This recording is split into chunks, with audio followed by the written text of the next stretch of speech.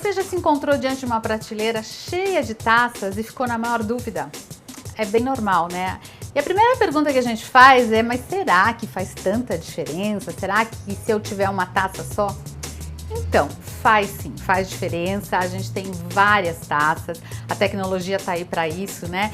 Por quê? Porque cada tipo de uva faz um tipo de vinho e a gente pode valorizar, ou às vezes até, o que é muito ruim, desvalorizar um vinho se a gente usar um copo errado. Mas não fique tenso, não se preocupe, a gente vai conversar sobre todos eles e no final do programa você vai sair um expert em taças.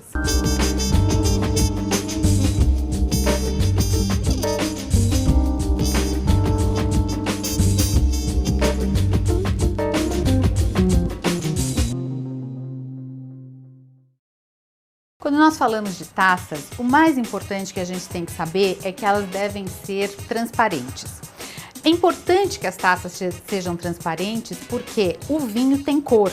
E quando a gente consegue observar através da taça a cor do vinho, ele nos passa uma série de informações. Inclusive, se for um vinho espumante, por exemplo, a gente vai poder observar o tamanho das borbulhas, que também é importante.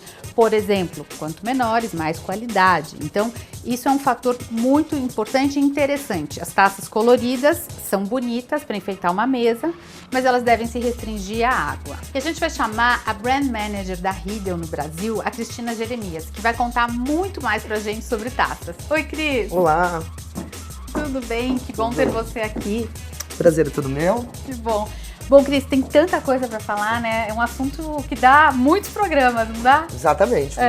Vários programas. Vários programas. Bom, o que a gente vai começar? Nós vamos começar servindo qual vinho, em qual taça? Podemos iniciar como se estivéssemos numa degustação, numa feira de vinhos. Era um bom exemplo, né? Ótimo exemplo. Quando somos convidados, sentimos tão felizes, né? É bom, né? Então, e geralmente quando nós vamos degustar os primeiros vinhos, a gente começa com os vinhos mais leves. Então, por exemplo, com espumante. Ótimo.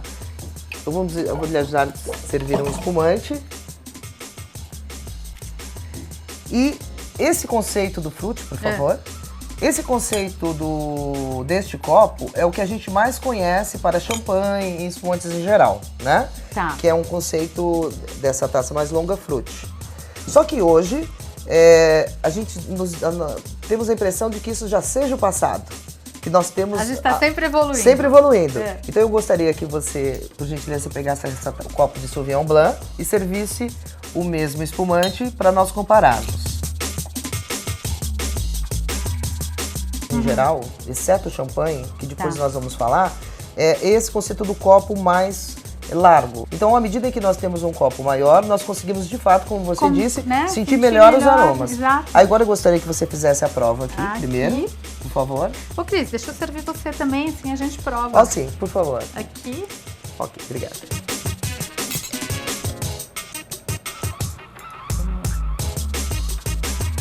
Então, sentindo os aromas, a gente sente o frescor, né? Muito frescor. Exatamente, da fruta. Frutas cítricas aqui, exatamente. Né? E vamos perceber como é que entra a boca.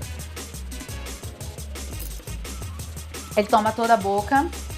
A gente consegue perceber toda a mousse, toda essa cremosidade do espumante, essa espuma que a gente chama de mousse, né? Exatamente. Muito completo, muito complexo, preenche toda a boca. Vamos sentir aqui, Vamos lá. por favor. Quer que eu sirva você também aqui? Por favor. Deixa eu pegar a tua taça. Obrigado. Aqui. Então vamos lá. Essa prova... Tintim aqui. Tintim. Com essa prova, a gente já percebe que ele entra um pouco diferente a boca, mais fechado, né? Ele mais não fechado. tem essa explosão total na boca que a gente sente. Restringindo até os sabores. Você percebe que ele entra mais no céu da boca. Por isso que eu digo que esse é um conceito novo para os espumantes, onde a gente pode dar um maior equilíbrio para esse vinho. Bom, Cris, vamos passar para o próximo copo? Eu sugiro nós irmos para o Chardonnay, ainda no sentido de pensando nessa feira de vinho, que nós passamos pelo espumante. Passamos pelo espumante, agora vamos para um Chardonnay. Vamos para os brancos e um Chardonnay. Nesse caso, nós temos aí um aqui, Chardonnay... a sua taça aqui. Sim, obrigado. Nós temos um Chardonnay barricado. Ele tem uma cor bem dourada, bonita. Pensando que nós estamos com um copo varietal, onde nós vamos utilizar todos os sentidos para observar esse vinho. Ok. Então, na visão, o que nós temos? Se você puder pôr um fundo branco, você vai perceber que nós vamos degustar um vinho branco, com um aspecto mais dourado.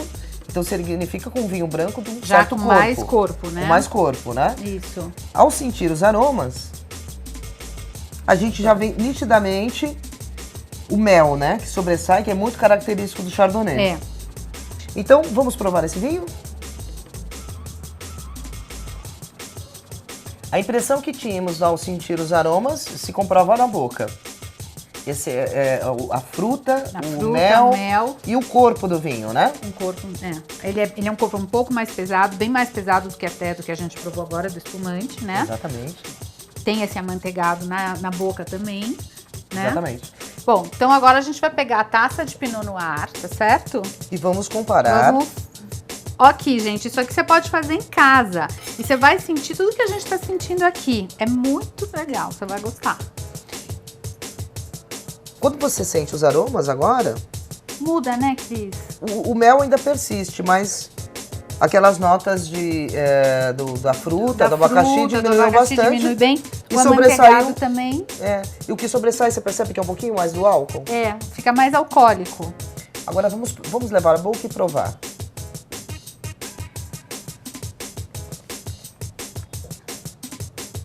Você percebe que ele entrou diferente na boca, não é verdade? Com esse formato? Diferente. Exatamente, ressalta o mel agora, né? Então, vamos dar mais um golinho nessa na anterior? O meu eu não tenho, então eu vou devolver aqui. Perfeito. Tá? Percebemos que, ao sentir os aromas, ele retoma todo aquele equilíbrio e o álcool não sobressai. Mas na boca, a gente percebe que ele entra mais aqui atrás. Ok. Por que a gente diz que esse é um copo para Chardonnay barricado? Exatamente, você percebe que o diâmetro da boca ele é um pouco mais largo. Mais largo. Tem um bojão. Um bojão e mais largo. Essa angulatura faz o quê? Que entre aqui no fundo da boca. Nós temos na língua uma zona do paladar. A gente sente o doce na ponta da língua, o salgado na lateral, a acidez aqui embaixo, quase embaixo da orelhinha aqui, e ao fundo da língua o amargor. O amargor. Todos os vinhos têm exatamente tudo isso. O álcool, o corpo, né, que é o tanino, a acidez, o amargor, a doçura, e tudo isso tem que estar exatamente equilibrado. Tem que estar tudo em equilíbrio. Quando você estuda o que a uva vai dentro, como no caso do Chardonnay, ele já tem esse acentuado mel. Então, para dar o equilíbrio, o que a gente precisa? Ressaltar a acidez dele. E por isso que quando você leva ao fundo da boca, você equilibra tudo isso, harmoniza o vinho, né? Ressaltando todo ele. Gente, é muito legal isso. Agora, vamos passar para o segundo vinho? Tá. Então a gente coloca aqui. Deixamos esse copo de Pinot vazio. Vamos organizar aqui nossa bagunça, né? Senão daqui a pouco a gente não se acha mais. E depois de tantos vinhos que iremos degustar, né? Então agora a gente vai... O meu tá bem sequinho. Vamos provar o Pinot Noir. Vamos provar o Pinot. Exatamente, que a gente deu um exemplo dessas duas uvas dessa região da Borgonha, mas é claro, sem dúvida, nós estamos provando aqui um argentino e um chileno, né? Mas são exemplos. E no Pinot Noir, você percebe um copo diferente o formato, né? Tanto na sua angulatura. A gente tem aqui, olha, o Pinot Noir é um vinho que tem...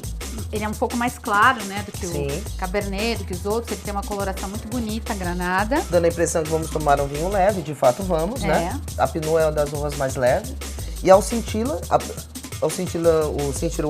os aromas, a gente percebe a delicadeza, né? Muito delicado, muito delicado. Você vê que não nota-se álcool, mas sim essa fruta vermelha e esses aromas da delicadeza desse vinho, né? Exatamente. Vamos provar e ver como que ele entra a boca. Aqui a gente já percebe exatamente o oposto dali. Aqui. Ele tem uma forma um diâmetro menor, levando o fluxo para a ponta da língua. Então aqui você joga na ponta da língua, aqui você joga mais pro fundo. Aqui na acidez, aqui no fundo da língua, exatamente nas laterais, onde a gente sente a acidez, aqui. E aqui na ponta da língua. Por quê? Quando eu vou estudar essas fórmulas, elas vêm após o estudo químico. Então não é numa prancheta que se desenha, e sim para poder dar o equilíbrio à uva, esse tipo de vinho. Então, por que eu acentuo, por que eu jogo na ponta da língua? Para acentar a doçura. A doçura. Porque ele, de fato, o Pinot já tem muita acidez, uma elevada Sim. acidez. Chardonnay, Pinot Noir e Pinot Meunier, que são as uvas do champanhe, né? Então, quando você coloca aqui, fica maravilhoso. No caso desses 80% feito com Pinot Noir, é esse copo. E a sensação é maravilhosa. Eu posso falar porque eu sou uma fã. Você sabe, né? Eu sou convertida. Exatamente. É verdade. Bom, e agora, o que a gente pode fazer? Vamos decantar os vinhos para a gente poder servir? Então, nós podemos utilizar agora o vinho Carmenère. Assim, a gente aproveita e explica o copo Hermitage, né? Uhum. Ok. Gente, olha que peça linda. Qual é o nome dessa peça? Dragon. Dragon. Na verdade, esse decanter ele foi criado para A gente pode começar o ano aqui, né? do dragão no horóscopo chinês, né? Foi 2012.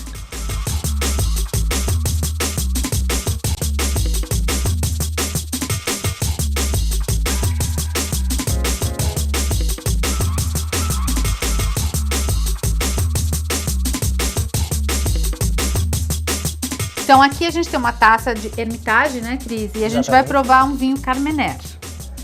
Então, observando, ainda voltando para os sentidos, nós temos um vinho com uma coloração bem mais intensa, né? Bem fechado. E provavelmente, pelo que a gente pode ver, que nós vamos tomar um vinho um pouquinho de mais corpo, né? E sentindo os aromas, é bem característico de Carmenère, como é um vinho chileno, é bem parecido, porque a gente percebe esse compota, né? Essas frutas vermelhas, esse pimentão intenso do Carmenère. Né? Que é uma característica muito típica do Carmenère. Isso. E aí, vamos degustar. E perceber na boca que é isso mesmo, né? Um vinho com mais corpo, harmonioso, com essa intensidade de fruta. Tão equilibrado esse Carmenère, né, Cris? Exatamente, você percebe que ele entra no meio da língua, né? Então o objetivo aqui, na verdade, esse copo além de Carmenère, porque o nome é Hermitage. Hermitage remete a Syrah.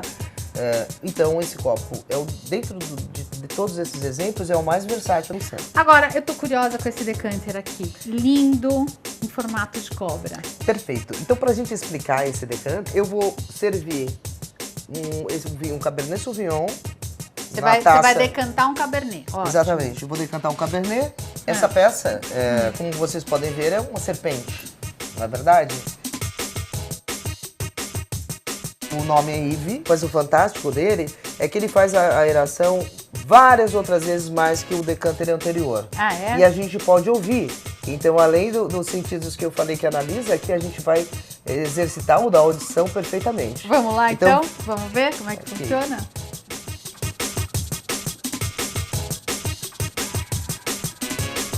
Aqui você já vê que ele tem essa cobra tem um pescoço longo, né? E o bem vinho alongado. já está percorrendo. Perdão. E vou poder escutar o oxigênio entrando nessa peça. E a gente escuta mesmo. Olha o barulho. Vou girar novamente. Muito legal, gente.